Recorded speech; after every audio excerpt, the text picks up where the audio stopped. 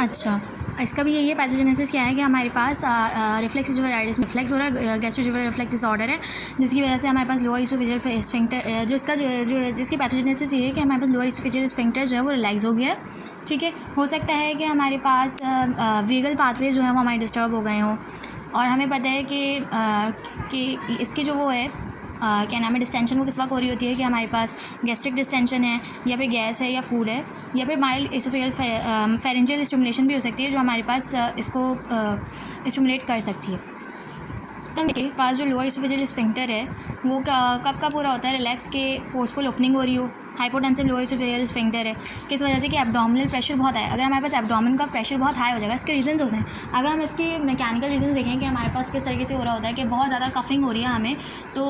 हमारा abdominal pressure बढ़ा हुआ और उसके स्फिंक्टर पे लोड आ रहा है, तो स्फिंक्टर जो है वो खुल रहा है। ठीक है, इसी तरीके से हमारे पास दूसरा हो गया कि हम बहुत ज़्यादा स्ट्रेन उठा रहे हैं, जैसे बहुत ज़्यादा लेबरस वर्क कर रहे हैं, हम बहुत ज़्यादा बैंड कर रहे हैं ख़ुद को, तो ये सब रीजन हो सकते हैं जो हमारे पास फिजियोलॉजिकल रीजन हो सकते हैं, जो फैक्टर्स हो सकते हैं जो डेवलप कर सकते हैं इसकी टोन को लॉस कर सकते हैं और डेवलप कर सकते हैं हमारे पास इसोफेजाइटिस और गट को।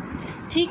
अब अगर हम देखें कि हो सकता है कुछ ऐसे फैक्टर्स हों, जैसे हमारे पास एटियोलॉजिकल फैक्टर्स में अगर हम देखें कि अल्कोहल यूज़ कर रहे हैं, हम टोबैको ले रहे हैं, प्रेगनेंसी एक फिजियोलॉजिकल कॉज है, अगर हम कोई सीएनएस डिप्रेसेंट ले रहे हैं जो उस पर इफेक्ट कर रहा है, ओबेसिटी हो गया, ओबेसिटी भी एक फिजियोलॉजिकल कॉज हो गया। एक हमारे पास हियाटल हर्निया जो है, हियाटल हर्निया का हमें पता है कि हियाटल हर्निया क्या हो रहा है कि हमारे पास जो स्टमक के कंटेंट्स हैं या तो वो स्लाइडिंग हियाटल हर्निया हो जाएगा, या फिर हम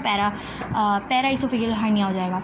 इसी तरह से गैस्ट्रिक एम्पटिंग अगर हमारी डिलेड हो रही है, बहुत ज़्यादा स्टमक फुल हो जा रहा है, ठीक, और गैस्ट्रिक वॉल्यूम बहुत ज़्यादा है, तो ऐसे फैक्टर्स हैं जो कॉज कर रहे होते हैं इसोफेजाइटिस को। इसके अंदर सिंपली क्या मिल रहा होता है, इसके अंदर सिंपली हमें हाइपरीमिया मिल रहा होता है, रेडनेस मिल रही होती है, हाइपरीमिया हो गई, रेडनेस हो गई, इज़ोनोफिल्स आ जाएंगे, इज़ोनोफिल की रिक्रूटमेंट मिलेगी। हमारे पास अगर इसका बेसल जोन जो है वहाँ पे थिकनेस मिल रही होती है, लैमिना प्रोप्रिया के पैपिला में एलोंगेशन मिल रही होती है, तो ये सब साइंस। अच्छा, ये सब साइंस होंगे वो शुरू में नहीं मिलेंगे, ये थोड़ा बाद में मिलेंगे लैमिना प्रोप्रिया वाले। ठीक है, वैसे हमें वहाँ पे हाइपरीमिया मिल रहा होगा और कुछ भी नहीं मिल रहा होगा। क्लिनिकल फीचर्स अगर हम देखें तो गर्ड जो है वो मोस्ट कॉमन है older than 40 years of age में, इन्फेंट्स में भी, चिल्ड्रन में भी होता है, लेकिन मोर कॉमन जो है वो एज ग्रुप 40 वालों में ज़्यादा कॉमन है। इसी क्लिनिकल प्रेजेंटेशन किस तरीके से होगी, वही होगा कि हार्ट बर्न हो रहा है, डिस्फेजिया हो रहा है, रिग्जिटेशन हो रही है, बहुत सो टेस्ट के गैस्ट्रिक कंटेंट्स आ रहे होते हैं मुंह में। कुछ लोगों की शिकायत करते हैं कि हमें बहुत अजीब से टेस्ट का जो है वो हमारे पास पानी आ रहा होता है, वो नॉर्मली ये कह रहे होते हैं कि हमें खारा पानी आ रहा है। ठीक, तो वो क्या है,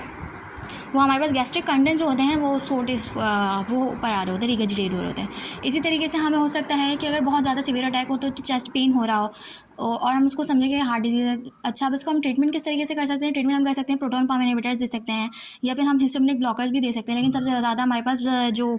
बेस्ट चीज़ है वो हम प्रोटॉन पम्प इनहिबिटर्स ही हम दे सकते हैं। अब इसकी कॉम्प्लिकेशन अगर देखें तो इसोफेजाइटिस हो गया, इन्फ्लेमेशन हो गई, अब आगे अगर वो डेवलप होगा तो वो अल्सर कॉज कर देगा। अगर वो अगर उसमें हम देखें तो हमें मेलाना मिल रहा होगा, हेमेटोमेसिस मिल रही होगी, वॉमिटिंग में ब्लड मिल रहा होगा, स्ट्रक्चर डेवलप हो सकता है, और अगर मोर आगे जाएँ तो बैरेट्स इसोफेगस हो सकता है, बैरेट से भी आगे जाएँ तो हमारे पास कार्सिनोमा हो सकता है। ठीक, हियाटल हर्निया में पता है कि हियाटल हर्निया के अंदर भी यही सारी चीज़ें हो रही होती हैं, और गैप डेवलप हो रहा होता है, ये सब हियाटल हर्निया। अब आ जाओ इओसिनोफिलिक इसोफेजाइटिस। इओसिनोफिलिक इसोफेजाइटिस जो होता है